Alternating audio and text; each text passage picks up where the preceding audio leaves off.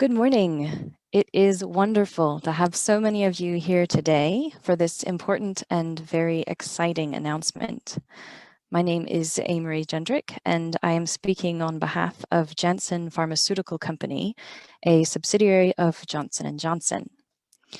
We are very excited today to be releasing the data from our phase 1 and 2 trials of our vaccine candidate.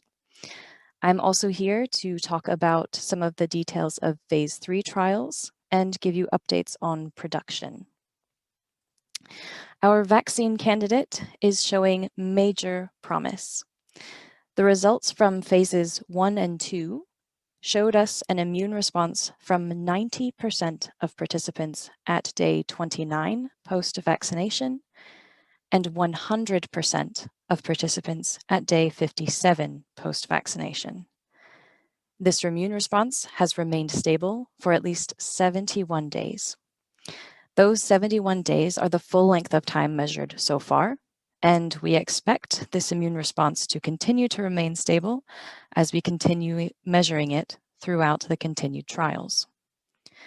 The vaccine has generally been well tolerated in all participants, and we now have our phase 3 trials ongoing. They began back in November. We have recruited 45,000 participants, and we are testing both 1 and 2 doses of the vaccine. I know that there are already 2 vaccines that have been approved in the United States from Moderna and from Pfizer, but there are some important differences in our vaccine's operation that will make it much more accessible and easier to distribute. Why does this happen? We use a different delivery mechanism. Moderna and Pfizer are using new mRNA technology to trigger the production of the spike protein. So they have used single-stranded RNA. However, Janssen has used an adenovector vaccine.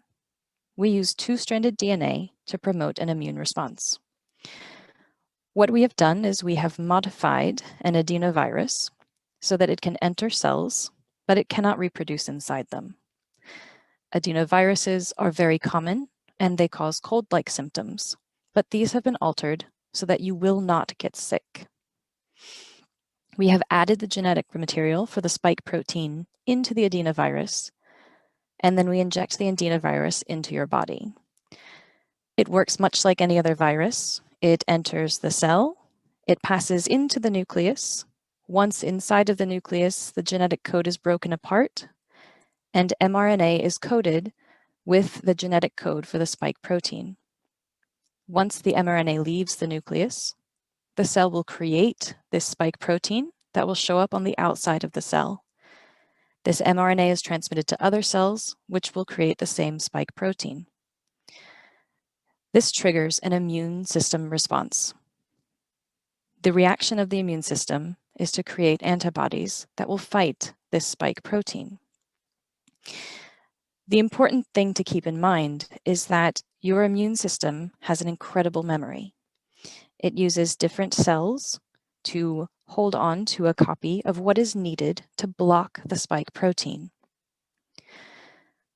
Both the Oxford and AstraZeneca vaccine candidates use a very similar mechanism. And while this is unique technology, using a viral vector, we have a great deal of experience with it. In fact, we used adenovirus vectors for our Ebola vaccine. We have given hundreds of thousands of doses of this vaccine without any major safety issues. Side effects in our participants in trials have been mild to moderate, and they are normal vaccination-associated responses. Because we are not using mRNA technology, there is no need for deep freezing of our vaccine doses. In fact, normal refrigeration between 36 and 46 degrees Fahrenheit is sufficient. The mRNA is much more fragile, and the adenovirus vectors are much less fragile. So distribution to rural and non-urban areas will be much more effective with our vaccine candidate. Another positive aspect is that in trials so far, we have seen that one dose is effective. There is no need for patients to return to receive a second dose. We will be continuing to follow the course of the phase 3 trials, and if our data and analysis continue to show promise, then we will present this information to the FDA within weeks to ask for emergency approval. We should wrap up phase 3 in mid-February, and we are hoping for approval by March. Another thing that we have begun doing, we have a great deal of confidence in our vaccine, so we are already ramping up production. We have pledged to produce 12 million doses of our vaccine by the end of February and 100 million doses by the end of June.